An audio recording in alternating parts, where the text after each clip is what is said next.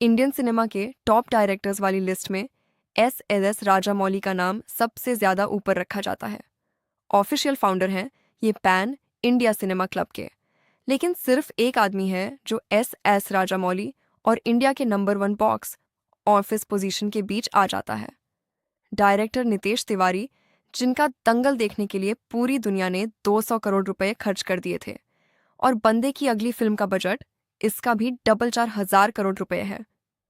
किसको पता था 10 साल बाद ये दोनों फिर से आमने सामने आ जाएंगे, और इस बार इंडियन सिनेमा का स्टैंडर्ड ऊपर नहीं बल्कि नीचे ले जाएंगे। वाराणसी वर्सेस रामायण का कंपैरिजन बहुत गंदे तरीके से आगे बढ़ रहा है। अभी तो 6 महीने पड़े हैं पहली फिल्म को आने में, लेकिन फैन वॉर बहुत अगली हो चुका है। रामायण के टीज का फर्स्ट स्क्रीनिंग जब इंडिया से बाहर किया गया तो इंटरनेशनल मीडिया में रिएक्शन उतना खास नहीं आया जैसा सबने एक्सपेक्ट किया था। फिर सिनेमा कॉन में नमित मल्होत्रा और यश के बहुत सारे इंटरव्यूज भी आए, बट इस बार रामायण से ज्यादा हाईलाइट टॉक्सिक लेकर चला गया। ऊपर से पब्लिक का फर्स्ट इंप्रेशन फिल्म को लेकर थोड़ा मिक्स हो गया है। कहीं इमोशन से ज्यादा वीएफएक्स टेक्नोलॉजी पे ज्यादा फोकस तो नहीं कर दिया, कल्चर को सिनेमा तो नहीं बना दिया, और इससे कुछ ज्यादा अलग नहीं है वाराणसी की कंडीशन, जिसके टाइटल रिवील इवेंट में लीड एक्टर की एंट्री को लोगों ने मीम मटेरियल बना दिया था। फिल्म के टीज में कुछ शॉट्स तो out on off the world लग रहे थे, बट फिर से मेन हीरो को देखकर वो एनर्जी फील नहीं हुआ जो बाहुबली आरआरआर के प्रेजेंटेशन में दिखा था। और सबसे शॉकिंग था लीड कैरेक्टर का इंट्रोडक्शन शॉट, जिसका आइडिया बिल्कुल वैसे एग्जीक्यूट नहीं हुआ जो दिमाग में सबने इमेजिन किया था। लेकिन अगर किसी को 10% शिकायत थी तो उसको 1000% जैसा फील करा दिया। दोनों मूवीज के कंपैरिजन ने, जिसमें चिंगारी लगाने का काम किया है मेक्सिको, एक ग्लोबल सिनेमा इवेंट जहां एस राजा मौली की फिल्म वाराणसी का एक्सक्लूसिव कंटेंट रिवील किया गया जो इंडिया में रिलीज नहीं हुआ। बट जो रिएक्शन वीडियोस आए हैं खाली सीट्स के, उसने सब कुछ चौंका दिया। इंटरनेट पर लोग ग्लोब ट्रॉटर को ग्लोबल बेइज्जती बता रहे हैं। इंडिया में बैठकर मैं और आप सिर्फ डिबेट कर सकते हैं। भीड़ ज्यादा थी, कम थी या बिल्कुल नहीं थी, बट क्या किसी को याद है लास्ट टाइम एक इंडियन फिल्म को मेक्सिको में कब प्रेजेंट किया गया था? 6,000 स्क्रीन्स का मार्केट है मेक्सिको के पास।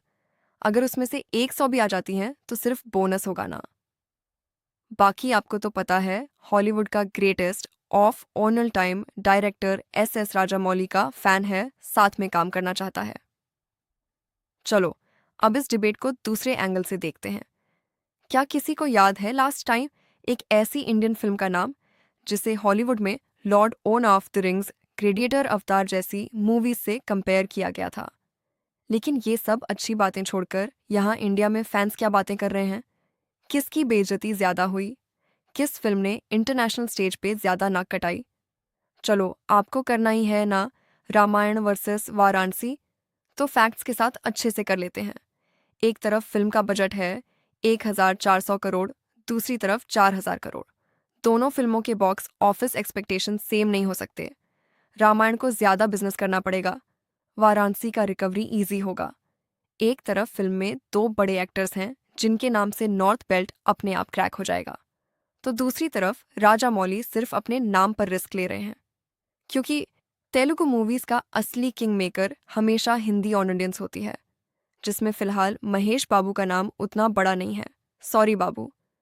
लेकिन यह भी सच है कि बाहुबली से पहले प्रभास को हिंदी ऑडियंस में कौन जानता था, और रामचरण एनटीआर को लेकर हिंदी में 300 करोड़ कमाना राजा मौली को एक्टर्स की जरूरत नहीं है, एक्टर्स को राजा मौली की जरूरत है। दूसरी तरफ दंगल आज भी आमिर खान की फिल्म मानी जाती है, और दिल पर हाथ रख के बता दो अगर ये झूठ हो कि रामायण में यश, रणबीर, इवन नमित मल्होत्रा के बाद डायरेक्टर नितेश तिवारी का नाम लिया जाता है। और बताऊं, वाराणसी एक फिक्शनल फिल्म है, उसे कहानी पर जबरदस्त काम करना पड़ेगा ऑडियंस को डिवाइन और इमोशनल वे में कनेक्ट करने के लिए, जबकि रामायण हमारी हिस्ट्री है, उस सब्जेक्ट पर फिल्म बन रही है। लोग इतना जानकर ही ऑलरेडी प्राउड फील कर रहे हैं, पब्लिक ऑलरेडी इससे कनेक्टेड है। लेकिन यह भी फैक्ट है कि राजा मौली का ब्रांड अमेरिकन ऑडियंस में आरआरआर के बाद बहुत बड़ा बन चुका है। जहां नमित मल्होत्रा पहुंचना चाहते हैं, वहां राजा मौली ऑलरेडी खड़े हैं। और यो भी मत भूलो, जब रामायण आएगी तो एक और अगली फैन वॉर होगा। फिल्म का रियल क्रेडिट किसको जाना चाहिए, इस पर सोशल मीडिया फिर से डिवाइड हो जाएगा, जबकि वाराणसी को सपोर्ट S1 फिल्म मिलेगा।